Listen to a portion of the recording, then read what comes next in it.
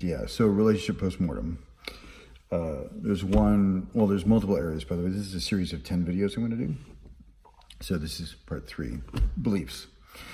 What happens at the end of our relationship to whatever it is that we're ending a relationship with? There's this,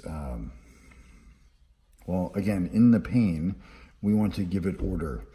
And then once we give it order so that we can avoid the pain in the future, then okay, great. And part of the ways that we give it order is we form a belief.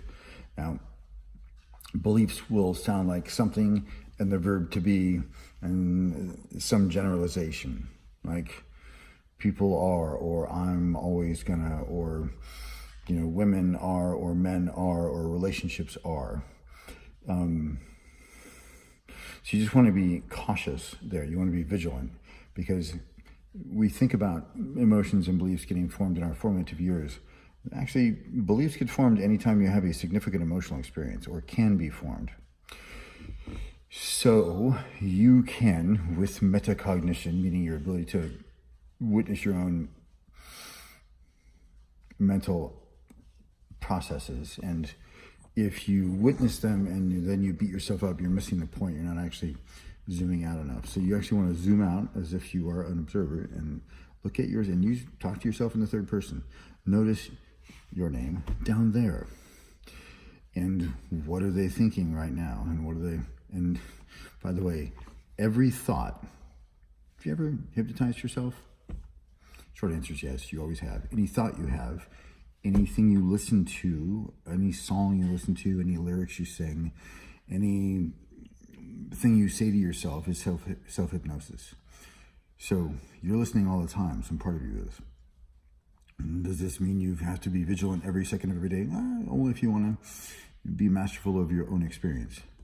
But at the end of a relationship, especially, or after a date, heck, you're forming beliefs.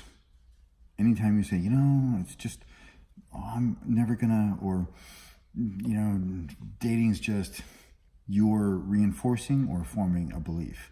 And then what happens? Well, then you go into reticular activator system and the law of attraction. By the way, the law of attraction is working whether you like it or not.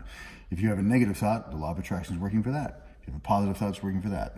So most people have 9 negative thoughts to every 1 positive thought, and I think I'm being generous there. And then they wonder why the law of attraction is not working for them. It's hilarious. Except it's not, it's tragic, but it's hilarious. So then you go into confirmation bias. You start looking for evidence that you're right.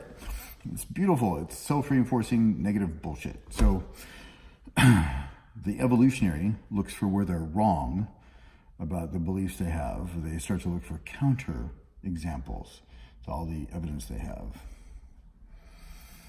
And this falls into also like, is the person horrible? No, they're not horrible. But you're going to find evidence for that if you say that to yourself and you start reinforcing it with self-hypnosis. And were they amazing? No, not nearly as amazing as you thought they were when you met them. That's also self-hypnosis, and that's also projection. So there's all sorts of ways you can look at this. But for the most part, be vigilant about the beliefs that you're forming about yourself, about relationships, about institutions. Again, if the relationship, I know this bears reinforcing.